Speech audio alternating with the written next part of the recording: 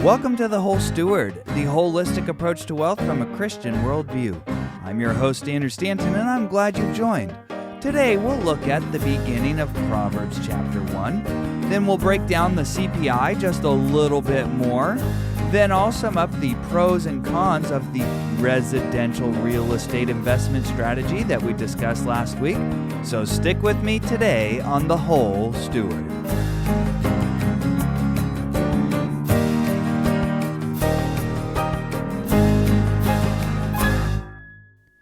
Welcome to episode number 10, a big milestone for me. I'm so glad and thankful that you're listening, and if you're enjoying what you're hearing on the show, seriously, share it with a friend. That's how we get the word out right now. That'll be one of the best ways for you to help me continue to bring this content to you every week. Today I want to start with Proverbs chapter 1. I want to bring you on a regular basis insights from Proverbs as it pertains to stewardship, since this is the holistic approach to wealth from a Christian worldview, has to do with our stewardship. So starting in chapter 1, verse 1, it reads, "The Proverbs of Solomon, son of David, king of Israel.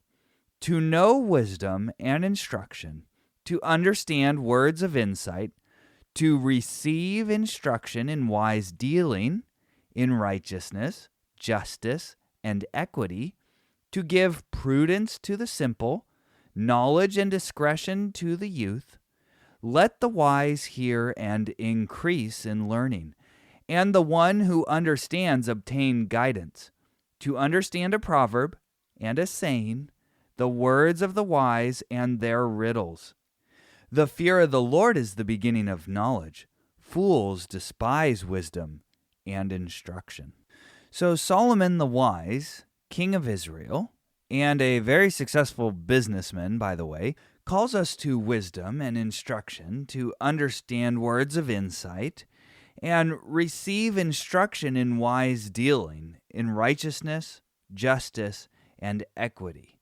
You can see here that God cares about dealing wisely.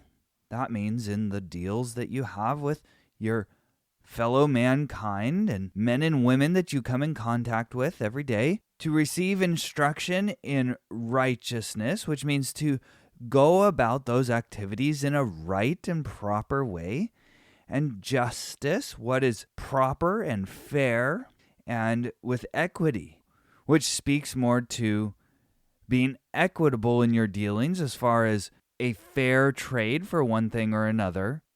He's calling the youth to this, but that does not preclude older people if you happen to be older. The wise increase in learning. So this is something where we can invest in our knowledge capital and our experience to gain wisdom, insight, and instruction in these things.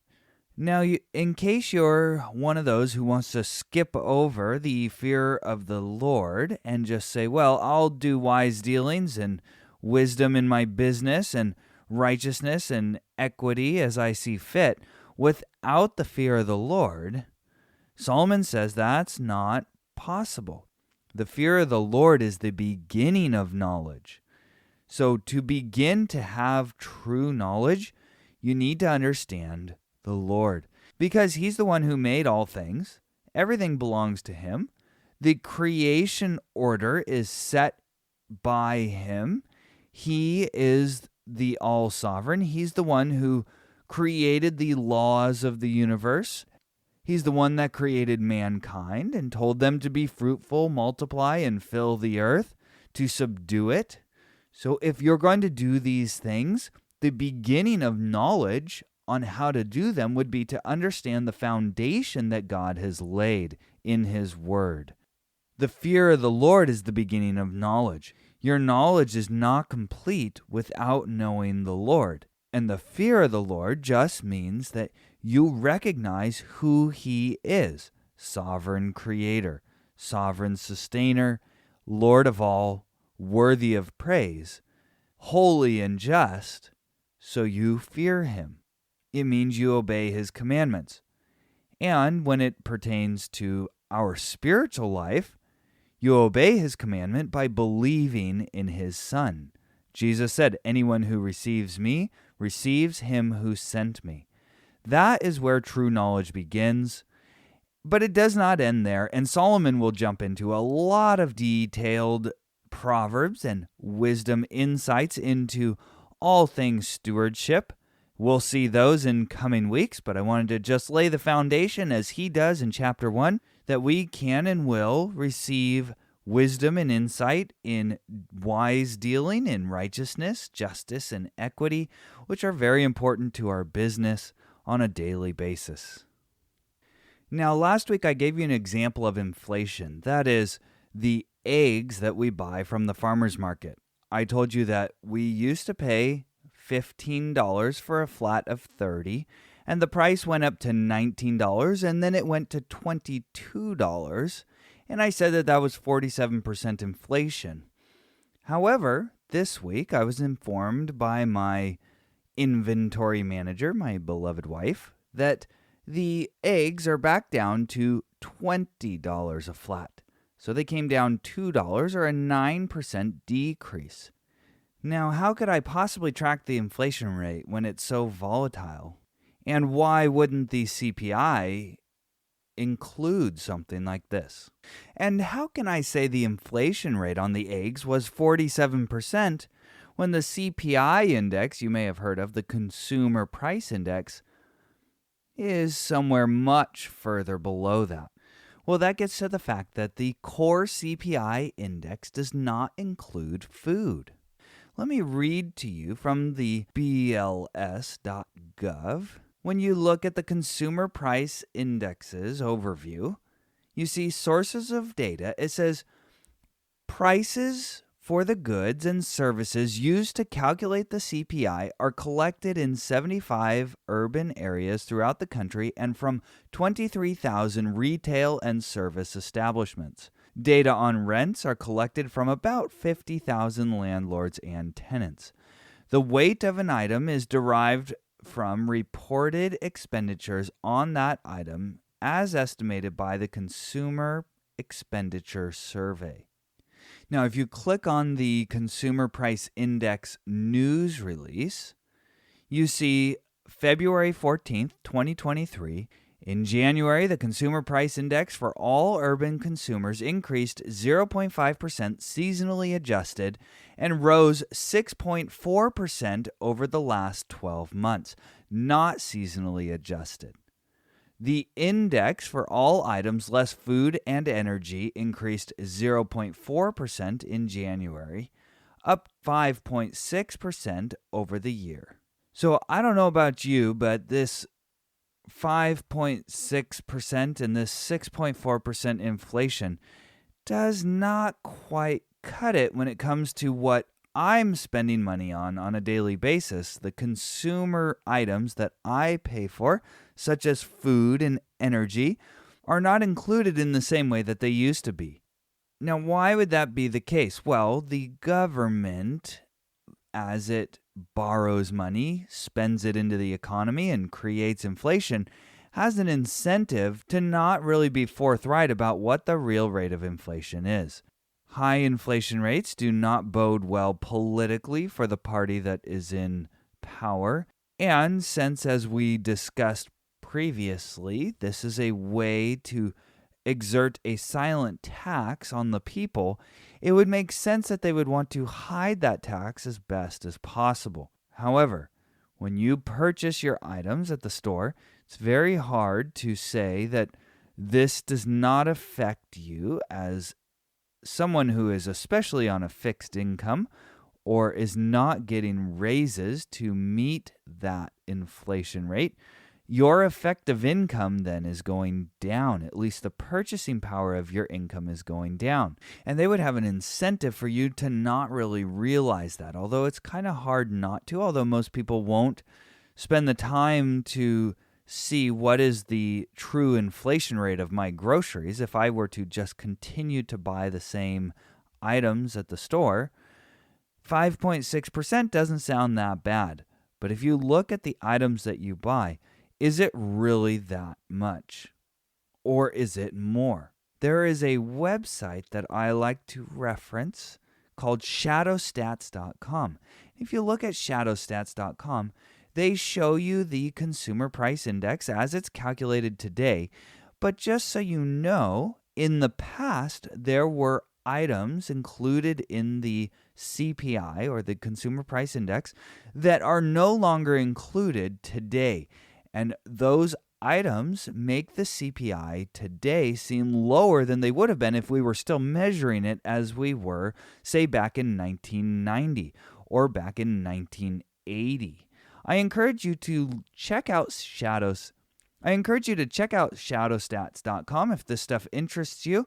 You can see how the two indices diverge when measured the way they used to be, say in 1980 versus today. The inflation rate then is a lot higher than the standard CPI that is broadcast today it's the broadest measure of consumer price inflation for goods and services. And it's very telling to see how that measurement has changed over time. So keep that in mind as you invest in various investment vehicles or hold US dollars or whatever you choose to store your wealth in.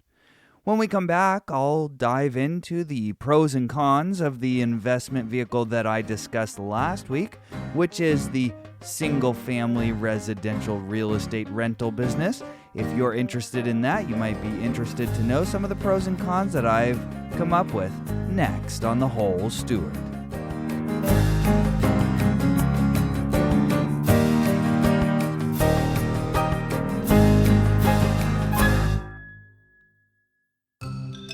Hey there, it's Andrew. I pour a lot into The Whole Steward, and I'm so humbled you're listening.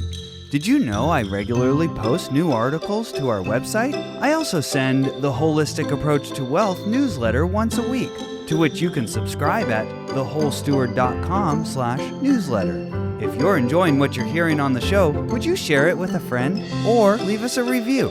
I'd really appreciate it. Oh, and thanks for listening. So last week we looked at a business model, an investment model that involves buying residential real estate, single-family homes, and renting them out to those who need a place to live and want to pay you a monthly fee to use your property. Some of the pros to this business model might be it's very basic and sound. I pretty much just summed it up right there again. It's a cash flowing asset, so it has an income stream associated with it. A lot of other investment vehicles that you might consider don't have that cash flow element. I just had a successful businessman tell me recently, you've heard the saying, cash is king, and it is, but cash flow is queen, and we all know who runs the castle. So think about where and how you can obtain cash flow. This business model, if done properly and you find the proper rent-to-value ratio, etc., you can garnish a cash flow from it. That gets added to your income statement, and now you have diversified your income streams. I would call it a semi-passive investment. People talk about, passive income. You need passive income. Well, there's no income that's truly passive. However, once this is set up, it's a lot of work to set up, but once it's set up, it's fairly passive. We spend about 1 hour a month tracking our expenses and income just to make sure everything looks about right. The property managers are doing a good job, and just to see how the properties are doing, we also need to keep track of those for our tax return at the end of the year. So it's semi-passive, but we do give it a little bit of attention every month. And certainly when you are purchasing or selling a property, there is a lot involved, so keep that in mind. It is not nearly as easy as buying stocks. However, that could also be a pro because it precludes a lot of people from doing it. It makes it slow moving and steady because when somebody's going to buy or sell a property, they think long and hard about what and why they're going to do it because of the work that is involved. Also, there's a lot of financial considerations there. It is a long-term investment, which is partially due to the fact that the transaction costs need to be recouped, and if you sell too soon, then you will not have recouped those. Also, you do have full control because you can buy or sell it whenever you want, and you can also be influencing the value. Think about this. When you buy a stock, are you able to influence its value? But when you buy a property, you can do things to improve the performance of that property. You can fix it up. You can influence the type of tenant. You can optimize it to increase your cash flow. You can influence the value of the property. One thing that is very good is that it's asset-backed, so you are buying a physical asset. You could think of it as investing in packaged commodities, right? You have wood and tile and drywall and stucco and copper and other types of metals, ceramic, etc. And they are all packaged up into this thing called a house. And they are very usable in that condition. People use it and they pay money every month to use it. You are investing in packaged commodities. This type of investing can be done remotely. In fact, I have never been to any of the properties that I have purchased. I have seen lots of photos of them, and I have talked about them with my property managers and the rehab companies extensively, but I have never actually visited the property. And a lot of people might say, well, that's crazy. How could you buy a property and not even see it? Well, I say, well, you buy stocks and you didn't visit the company either, You look at all the data around the property, around the team behind the property. What is their reputation? What market does the property find itself in? And can it garnish an income? That is the big question. And you can do that all remotely. If you're comfortable enough with it, you can do that. This type of investment is easily leveraged. If you want to use leverage, you can see some of the benefits of it if you listen to last week's episode. But it's easily leveraged because it's very standard in the industry.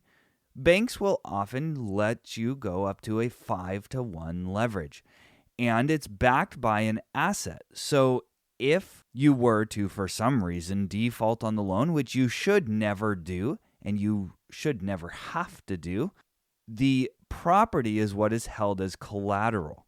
Also, real estate pays you in 5 different ways. That is cash flow, appreciation, tax benefits, amortization, which is loan paydown, and debt debasement, which is the loan losing value due to inflation, just like your bank account is also losing value due to inflation. So these are a lot of the pros that I have come up with, and there are others which we can discuss, but what are some of the cons? Well, to be frank, the transaction costs on real estate are fairly high. When you're buying a property, on the purchase side, it's usually about 5% of the purchase price in transaction costs. Those are your closing costs, as we would call them. And when you're selling a property, it could be upwards of about 10% of the value of the property, because you have all those closing costs, but you also have the realtor fees, the brokerage fees when you sell a property. If you use a real estate agent to sell that property, they will usually get about 5 to 6% in commission. The seller pays the broker fees for both the seller and the buyer's agent. Another con might be that it's difficult to transact relative to other asset classes, for example, stocks. As I said, you have a lot of phone calls to make, a lot of emails. It takes a long time. You may be in escrow. You may have to jump through hoops to keep it in escrow and close on a property. It is very doable, but you have to put in the work, and so it's fairly difficult. Another con might be that it requires some involvement on a regular basis, like the bookkeeping and interacting with the property managers, as I mentioned before. This type of investing requires knowledge and skill. It's not just a click and forget type of an investment. If you do this type of investment, it's because you want to be in charge. You want to be in full control. You want to leverage the knowledge and skill that you have to get a better return. But it does require that, and so you need to learn how to do it. If you don't have that knowledge and skill, don't let it scare you away from trying it out, because you need to first do the right thing if you believe it is the right thing for you to do, and then learn to do things right. You can, so to speak, learn on the job. You will make mistakes inevitably, but those types of lessons are the best lessons. Let's say you lose $5,000 on a real estate transaction. As you're learning to navigate the investing strategy that you're forming, look at it as a $5,000 lesson. You could have paid $5,000 or $10,000 to go to a seminar, but instead you're really actually doing the thing, and you're making mistakes along the way, but you either pay for profits or lessons. If you look at it that way, you're going to learn very quickly and very steadily. Don't be foolish, though. Learn as much as you can, the proper way to do it, but then you can also learn on the job. Another thing about real estate is that it's very slow moving. It is kind of like molasses compared to stocks. What drives the prices up and what drives them down is very slow moving. It's kind of a trailing indicator of the economy. If companies are not doing well, that leads to layoffs, which leads to people not having as much income, which leads to the inability to pay rents or purchase prices or purchase houses for the prices that they were previously. And so eventually that trickles down to perhaps a dip in either the incomes or the purchase prices. However, the same is true on the upside. When the economy is roaring and people are getting paid more, they can buy more, they can spend more on the asset class, and it drives the prices up. But it's sticky because real estate also has a memory.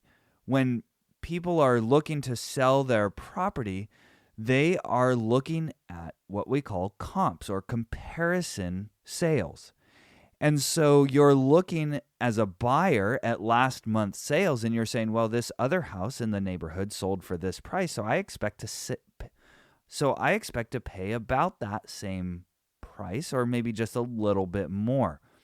On the flip side, if prices are going down, the seller is looking at what prices are in their neighborhood, what the properties are selling for, and saying, well, my neighbor just sold this property for X, and so I should be able to get X, but the market may not be meeting that.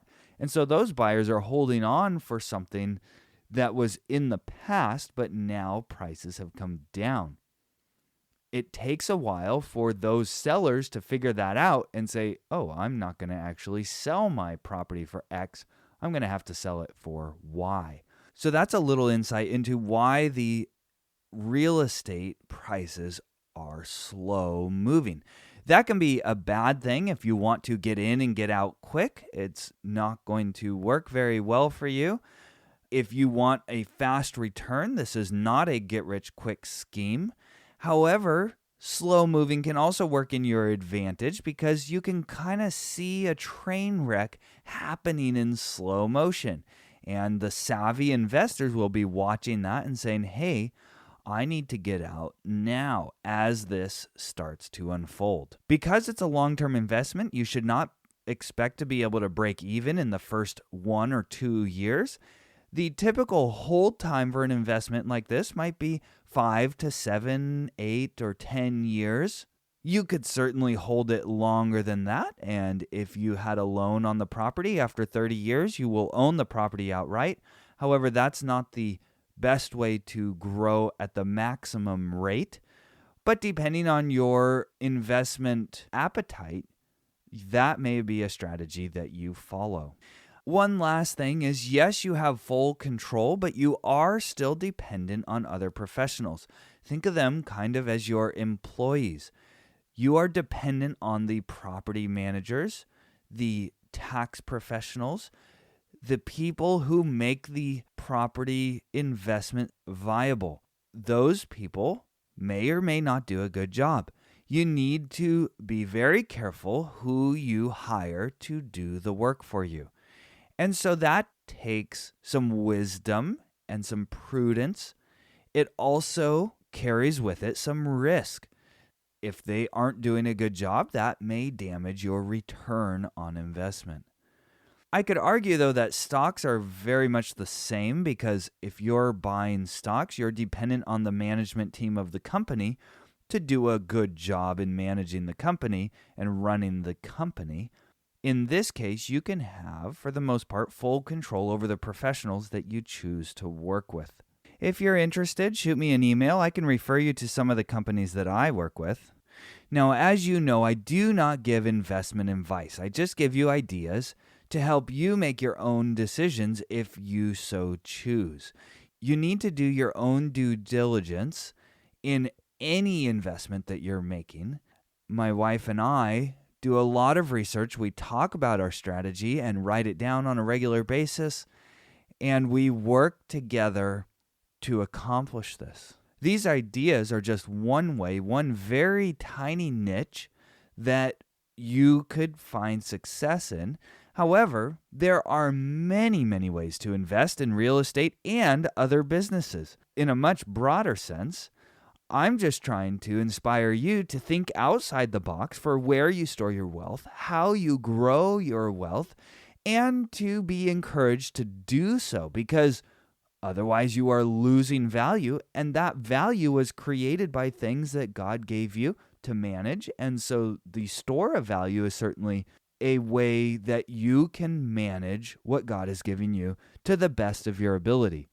So I hope that you're inspired to look into these things, and shoot me an email if you have any questions. I really want to answer some questions. I'm just itching for one of you, and you know who you are. Just send a question to me.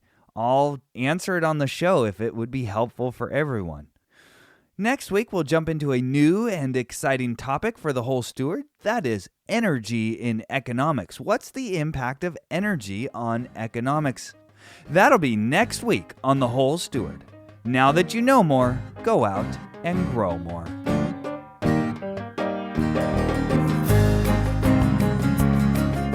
All content on The Whole Steward is for informational purposes only and must not be considered personal, professional, tax, or legal advice. Please consult an appropriate professional for individualized advice. Though we do our best to bring you reliable information, we make no guarantee on its accuracy, so you must rely on your own due diligence to draw your own conclusions. The views expressed by guests on the show are their own and may not represent that of the host. Please visit our website for complete terms and conditions.